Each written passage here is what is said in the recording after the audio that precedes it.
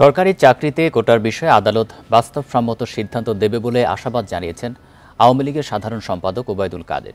August মাসে চূড়ান্ত শুনানিতে শিক্ষার্থীদের দাবি সুবিবেচনায় নিয়ে আপিল বিভাগ রায় দেবেন বলেন তিনি। এখন জন্ম সনদ দিয়ে খোলো বিকাশ স্টুডেন্ট অ্যাকাউন্ট, নিজের বিকাশ নিজে কর। দুপুরে রাজধানীর ধানমন্ডিতে আওয়ামী লীগের সভাপতি রাজনৈতিক কার্যালয়ের এক সংবাদ সম্মেলনে এসব কথা বলেন তিনি। ওবায়দুল কাদের বলেন, আদালত শিক্ষার্থীদের শিক্ষা প্রতিষ্ঠানে ফিরে যেতে বলেছে, তাই শিক্ষার্থীদের রাজপথ থেকে ফিরে যাওয়ার অনুরোধ জানান তিনি। সর্বজনীন পেনশন বাতিলের দাবিতে শিক্ষকদের আন্দোলন পর্যবেক্ষণ করা হচ্ছে বলেও জানান ওবায়দুল কাদের। শিগগিরই এই সমস্যার সমাধান হবে বলেও আশা প্রকাশ করেন তিনি। চীন সফর শেষে প্রধানমন্ত্রী শেখ হাসিনার দেশে ফেরার বিষয়ে তিনি জানান, সব কর্মসূচি শেষ করেই দেশের পথে রওনা দেবেন প্রধানমন্ত্রী।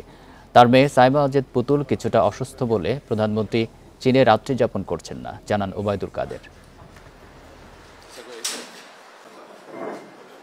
আমরা জেনেছি আগামী আগস্ট মাসের প্রথম সপ্তাহে আপিল বিভাগের চূড়ান্ত শুনানির মাধ্যমে বিষয়টির নিষ্পত্তি হবে।